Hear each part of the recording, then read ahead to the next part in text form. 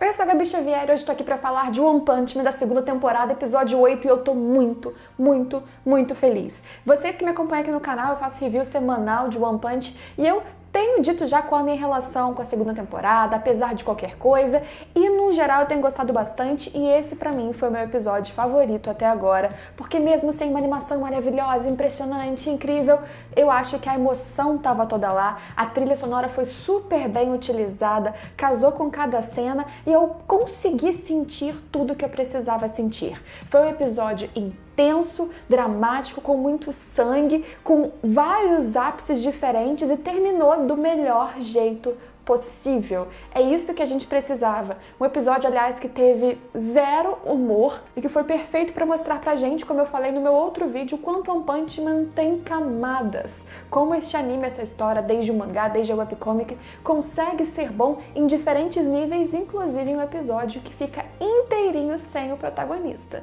Deixa o like, vamos comentar, se inscreve no canal para você não perder nenhum dos vídeos que sai aqui e me conta o que você achou. A sua opinião é sempre muito importante para mim. Vamos lá.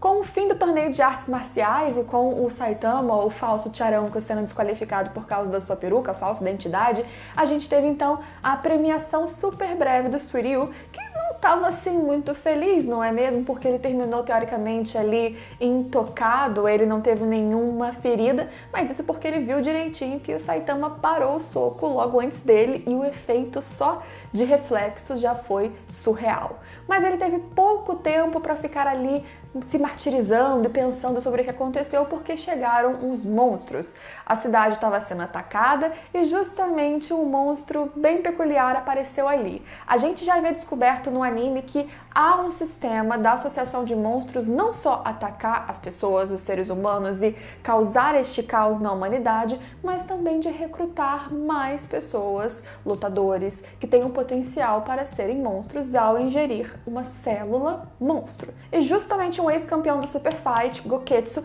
apareceu ali enorme como um monstro, ameaça dragão, e ele foi falar para as pessoas que estavam ali, os participantes do torneio: olha, vocês têm uma escolha, se juntem aos monstros, se tornem pessoas, na verdade seres ainda mais fortes, ingerindo essas células e sobrevivam. E aos poucos, alguns vão aceitando, e aquela sensação de ser cada vez mais forte, de passar as limitações humanas, é incrível. Aqueles que têm a ambição de serem fortes por serem, de vencerem por vencerem, a eles essa proposta é maravilhosa, até porque para muitos também é uma possibilidade de não serem mortos ali naquele momento, naquele instante, por seres que eram bem mais fortes que eles. E, apesar disso, esse episódio não foi só sobre monstros, esse episódio foi, acima de qualquer coisa, sobre heróis. Porque os primeiros que se colocam ali na frente de todo mundo, que não eram os mais fortes entre os lutadores do torneio nem de perto, foram justamente os dois super-heróis. Aqueles que faziam parte da classe A, mas não eram top rank, não eram incríveis, mas eles são heróis. E é aí que pessoas como o Suiryu, por exemplo, começam a entender o que é ser um herói. Ele que vinha questionando que era inútil, que na verdade no fim só os fortes vão sobreviver mesmo, pra que você precisa de heróis? Ali ele vê a necessidade. Ali ele começa a perceber por que essa associação e essas pessoas existem e o quanto elas são boas, independente da qualidade unitária delas, física, isoladamente falando. É muito mais que isso. A representatividade também importa. O que eles simbolizam e o quanto eles têm por dentro também importa. Porque o herói se coloca na frente. E eu achei que o episódio, assim como vários outros animes já trouxeram essa mensagem, o próprio Boku no Hero fala muito, mas o One Punch Man, da sua maneira, trouxe isso sutilmente ao mesmo tempo que era explícito e ficou muito bom. Porque você vai acompanhando isso enquanto você vai vendo o sofrimento de outros, inclusive do Suiryu, que a princípio começa lutando, os outros dois heróis foram chutados pra longe, ele tá sendo muito forte, ele não tem medo de nenhum daqueles monstros, e ele vai os derrotando com uma facilidade bem grande, inclusive no máximo dá uma sangradinha, nossa, quanto tempo que ele não sangra, até ele enfrentar o monstro do Goketsu. Que aí, ele não tem nenhuma chance. E ele começa a ficar todo quebrado, péssimo. Ele vai sendo triturado, quebrando os seus ossos, e ele a princípio entrou naquilo ali para poder impressionar uma garota que se ele derrotasse todo mundo ia sair com ele, ou seja, ele não tinha propósitos heróicos. Ele tinha propósitos egoístas, assim como era toda a sua jornada ao longo do tempo. O cara que não valorizava heróis porque não via qualquer propósito de ser um ou de existirem aqueles. Esse foi o cara que precisou nesse episódio sofrer e apanhar pra caramba para ele mesmo precisar implorar a ajuda de um herói. E mesmo assim, ele não mudou a percepção dele tão facilmente, não. Ele teve que passar por muita coisa. Ao mesmo tempo, outros ataques estavam acontecendo, como a gente já sabia, e aí a gente viu que monstros invadiram justamente o presídio para fazer a mesma coisa, trazer mais aliados humanos, se tornarem aliados dos monstros, o que seria péssimo para a humanidade, bom para eles. A mesma coisa no hospital, só que no hospital a gente vê também rapidamente, novamente, heróis. E para que eles servem, como a importância deles é grande. O Moomin Rider tá lá se esforçando e apanhando e o monstro se sentindo super forte, porque afinal de contas tá sendo muito fácil derrotar humanos e mesmo heróis no final das contas são apenas humanos. E a gente tem o Top Tank Master mesmo se recuperando, dando um golpe único e ajudando. Essa foi uma pequena demonstração do episódio de que os heróis importam. A gente viu também o Watchdog Man, o nosso herói cão de guarda, que justamente fica ali em Shibuya no anime e conseguiu também derrotar facilmente outros monstros, enquanto o Garou o observava, um herói de Rank S, então ele é forte. Aí a gente vê rapidamente que o Garou começa a enfrentar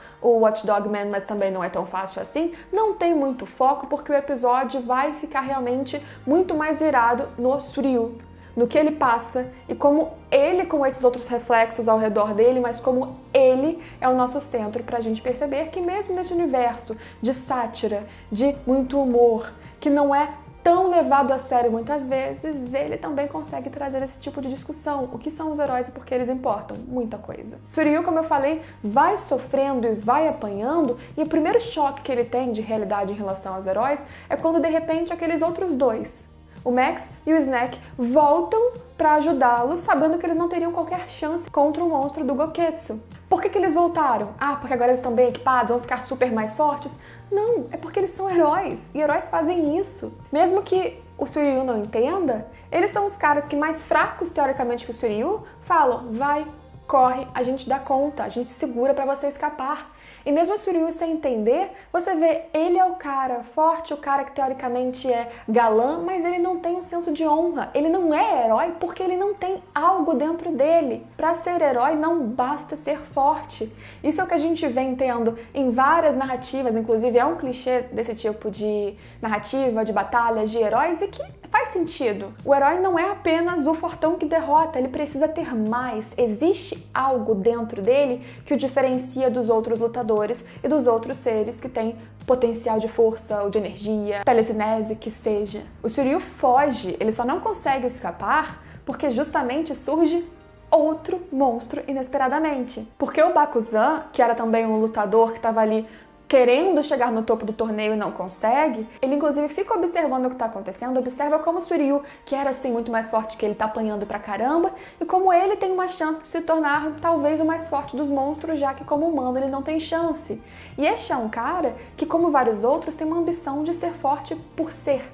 Ele comenta que ele tinha prazer de derrotar as pessoas fracas, era por isso que ele lutava.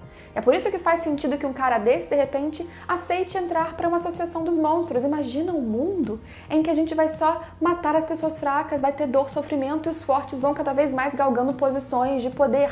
Incrível!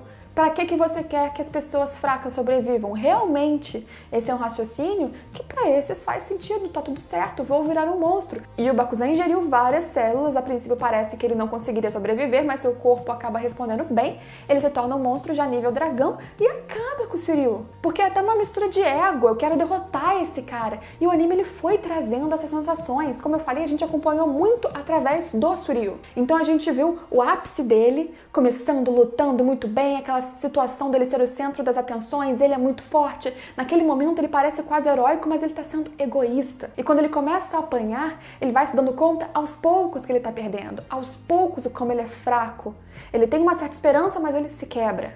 E quando ele vai tentar fazer alguma coisa, ele se quebra. E de repente surgem os outros dois heróis, ele entende que há uma coisa diferente entre esses dois, ele os utiliza para escapar, porque ele tá desesperado afinal das contas, e quando ele acha que no mínimo vai escapar, covardemente, olha só, o cara que era incrível, poderoso, ganhou o torneio, se acha incrível escapando, ele é de novo pego, apanha, é quebrado e fica na beira da morte. E nesse momento, ele percebe, existe uma situação que você tá no escuro, no breu, perdido, e você procura por uma luz. E quem que é essa luz neste universo? Heróis. O cara que falou mal de heróis, que debochou, que não viu utilidade, naquele momento ele só fala, socorro, me ajuda. É quase como se o Saitama estivesse no cantinho assim esperando, vai, me chama, fala aí que eu tô só esperando acontecer. O Saitama tava o quê? Lá fora? No banheiro de novo?